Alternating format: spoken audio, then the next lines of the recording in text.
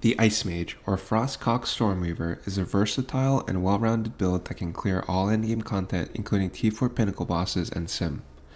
ICEMAGE has high damage output due to its efficient crit scaling and decent mobility and speed from Blink and Arcane Surge.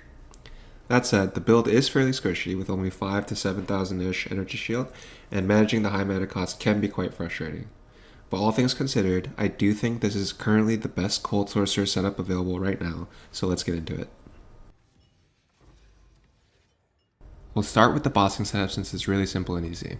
Frostwall is our primary single target damage, as well as our trigger for cast on CoC Comet. For the bossing rotation, we play Sigil of Power for more spell damage, Hypothermia for Curse debuff, and then Frostbomb for shock and exposure. And then we just repeat Frostwall and Frostbolt to deal big damage and rain down comets. Note that Frostwall and Comet are the bulk of the damage here, not Frostbolt. Usually after a few Frostwalls, the boss gets frozen and dies soon after. Obviously for T4 Pinnacles, you might have to dodge a few more attacks. As for mapping, we're using Frostbolt for a chill one-button playstyle where you're holding W the whole time and blinking around the map. Frostbolt is a projectile spell that does damage when it pierces an enemy and also when it explodes. Normally it only explodes when it hits terrain like a tree or one of our frost walls, but with the unique Snake Pit Pearl Ring, Frostbolt not only forks, so it splits into two when it hits an enemy, but it also makes the Frostbolt no longer pierce.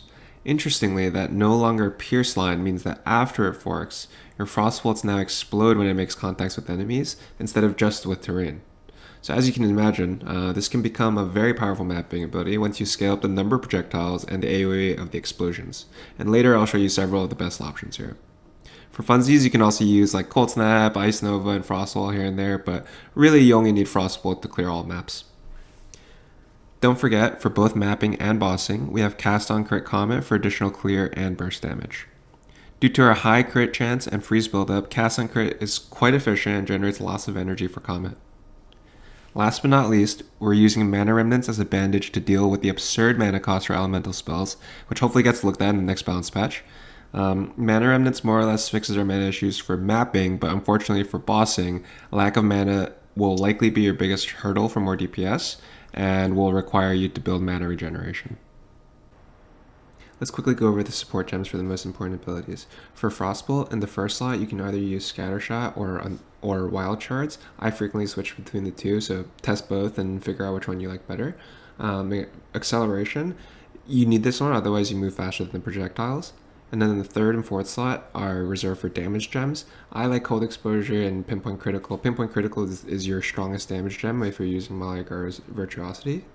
And then for the last slot, I like a utility gem, so anything like Arcane Tempo or Mobility to make us move faster. For Frostwall, the only mandatory gem is Spell Cascade. This makes it so that the crystals spawn around the enemies and shatter instantly. It's pretty mandatory. And then the other three are just any generic damage gems. I use Execute, Deliberation, and Consider Casting, but you can replace this with whatever you like. In the last slot, I like Ingenuity for CDR. You can also use something like Glaciation for more freeze buildup, but I found Raw Damage and Ingenuity to be the overall best. One thing you can do if you're struggling with bosses is you can move your Pinpoint Critical gem into Frostwall, and that'll bring your crit rate way higher and increase your damage a lot. And then lastly, for Cast on Critical, obviously we need Comet, and then the next two gems are Impetus and Energy Retention. Shh, don't tell the devs, but these don't actually add to your mana cost, even though they're supposed to. Shh. Next, we use one damage gem, so Elemental Focus is decent. And lastly, we have Inspiration. Good luck trying to run this build without running this gem. Before we jump into the gear, let's sort of high-level theorycraft the stats that we're going to need for this build. Number 1, crit. In POE2, the hallmark feature of cold spells is that they have high base crit chance. For example, Comet with 15% I think is literally the highest in the game, and Frostbolt at 12% is pretty decent as well. So needless to say, crit is going to be a primary avenue for scaling damage in this build. Number 2, mana regeneration. I personally use level 30 Comet, which costs base 683 mana, or like 480 or something after inspiration.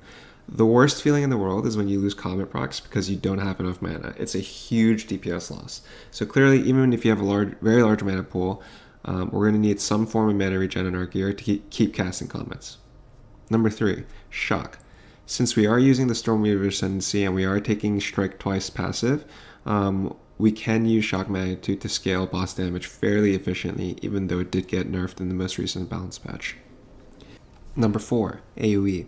Frostwall feels significantly better with a little bit of AoE scaling because it makes the walls shatter much easier, and also the larger explosions for Frostbolt feels nice as well. Number 5, projectiles. We want to increase the number of projectiles and also the speed of those projectiles to fill the whole screen with Frostbolt explosions. It'll make our mapping experience feel a lot better. And lastly, number 6, energy shield. You want to aim for around 6,000 total energy shield, and you'll rarely get one shot by bosses. And you can probably even run lower than that for maps if you want. With Chaos Inoculation and Eternal Youth for regeneration, that should be more than enough to cover all of our defensive needs.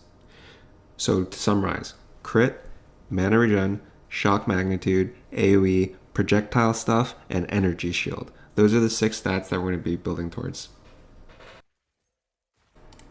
I'll quickly show you guys what items I have and which modifiers are the highest priority by slot. For the wand, the most important attributes are plus 5 cold spells, crit chance, cast speed, and gain extra cold damage. In addition, spell and cold damage and mana are nice too. Your build may vary, but Glacial Rune was best for me. In terms of the focus, it's the same as the wand. You want plus 2 spells, crit, and cast speed primarily. Obviously mine is missing cast speed in this case. Spell damage, cold damage, mana, intelligence are all good, but energy shield is less desirable in this specific slot. For our offhand staff, any chiming staff with mana and cast speed is good. If you really want to min-max damage, you can get an eye level 84 chiming staff for level 19 Sigil of Power with plus 6 spells. On our amulet, plus 3 spells, spirit, and cast speed are primary. Mana, percent mana, and mana regen are all great, and obviously attributes and resistances are always good too. On both of our rings, so the first one, Snake Pit, we already discussed, this is mandatory, and on the second ring, we want things like cast speed, mana, and mana regen primarily. Of course, attributes and res are always good. For our gloves, we're using Maligaros for the fixed 300% crit damage. This is optional, but I found it to be optimal because we need lots of dex support gems anyway, so it doesn't feel like we're wasting too many attributes by going dex, and it saves us lots of tree points so we don't have to path towards critical damage. For your chest, high energy shield is the most important by far. Ideally, you want triple high tier energy shield prefixes here, resonant or bonuses. Make sure you get yourself a good flowing raiment or vile robe for this build. For boots, obviously you want move speed percentage, 35% is great. Energy shield, res, int, and mana are pretty close in terms of value for this slot, so go for whatever you need as a flex. And lastly, my belt is terrible, but you want triple resistances, mana, and then instant recovery and mana recovery from flasks as a bonus. And lastly, for your sapphires, you want percent mana on kill, energy shield, crit hit chance for spells, meta skills gain energy, elemental damage, spell damage, AoE, penetration, any mix of those stats should be good. And finally, let's go through the passive tree. You'll immediately notice that we start pathing over towards the monk starting tree, and we're picking up a lot of these notable passes on the way, so it doesn't feel too inefficient that we're doing so. A lot of these nodes are actually quite strong and valuable for even a Stormweaver build, especially ones like conservative casting that reduce the mana cost. And since we are taking Eternal Youth, we just bridge the tree and go along this outer tree like this, instead of at all connecting to the middle area here. It's about even in terms of travel points, it doesn't make a big difference. And on the way, we're picking up Energy Shield, Mana Regeneration, and Crit Nodes on the way until we make it to the Cold Damage Spell Wheel here, where we take pretty much all the important stuff. And finally, we finish out with a jewel slot. You'll notice in the Mobilix guide that there are a couple different unique jewel option configurations. The best one is Mind Over Matter from Nothing, which will give you access to all of these notables, including Touch the Arcane, Storm Charge, Breaking Point, All Natural, Calibration, and Erraticism. This one is relatively unbeatable. That said, one worthy contender is definitely the From Nothing Eldritch Battery, which will give you access to Controlling Magic, Ether Flow, and Arcane Tensity, which actually ends up saving us 7 travel points. So it's a decent competitor.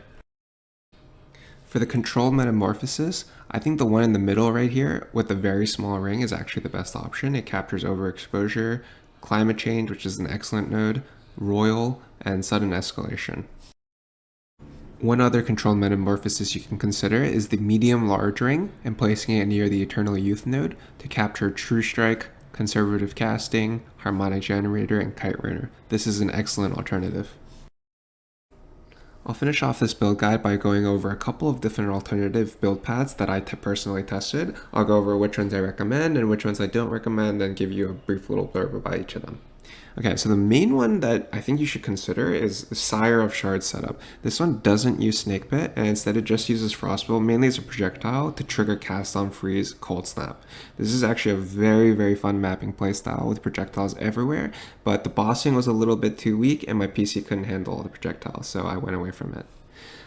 You can run a Scepter instead of Focus if you want to run multiple cast on crits and cast on freezes, but you might have trouble sustaining the mana. If you can get that to work, this could be a very fun playstyle as well.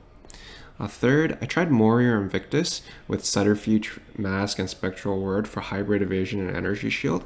I actually found that for mapping, this was arguably better, but having the larger total energy shield pool was a little bit better for bossing and made it easier to make the attributes and everything work for me personally. Late game, I already know that Temporalis transforms Frostwall into one of the highest DPS abilities in the game. I tested this in Standard. For defenses, you can consider using Convalescence instead of Eternal Youth. I'm not sure if they fixed the bug where you can use this on weapons at 2 or not, but this could be a different option. I personally get hit a lot, so I like Eternal Youth. It's very nice. One very plausible damage route is using the Leopold's Applause and the Pandemonious combination for more of a penetration focus, but you have to sacrifice lots of crit in order to make it work, so I personally found it not to be worth it. Beacon of Aziz is always a decent option. I used it at first, but then I chose to use a rare amulet to get the +3 spells in the end. And lastly, Ice Nova with Astral Projection as a primary trigger for cast on critical was a fun but overall a weaker build. Basically, I couldn't find like a good argument to use that instead of Frostbolt, so I couldn't recommend it for you, but it was definitely a fun build that you should try out as well. These are the setups I don't recommend. Personally, I couldn't make Pokering work very, in practice. In theory, it sounds great. You chill them with Frostbolt and then you shatter them with Cold Snap, but it was hard to make it sort of fluent and an actual playable build. Call of the Brotherhood, Choir the Storm, all the elemental conversion, cast on crit stuff. I tried all of it, but ultimately I decided that if you're going to play that, it's better to just full commit to Spark instead of trying like a cold Spark hybrid version. Same thing with the Blue Flame Bracers. Fireball just felt worse than Frostbolt. I couldn't find a good reason to play that. Cast on Freeze with Frostwall. This is a decent setup. Basically, the Frostbolts explode on the walls as soon as the enemy freezes, but it was a little bit too slow due to cooldowns, and it didn't make that much sense because Frostbolt does enough damage by itself. Archmage, Eldritch Battery, and Mind Over Matter. I'll put all three of these in the same category. They just don't work with the current mana costs. Hopefully the balance team fixes that and we'll be able to use these in the future. Thank you very much for your time, and if you have any questions, I'd be happy to answer them in the comments, or if you ask them in my Twitch or my Discord, I promise I'll get back to you as soon as possible. And as always, good luck!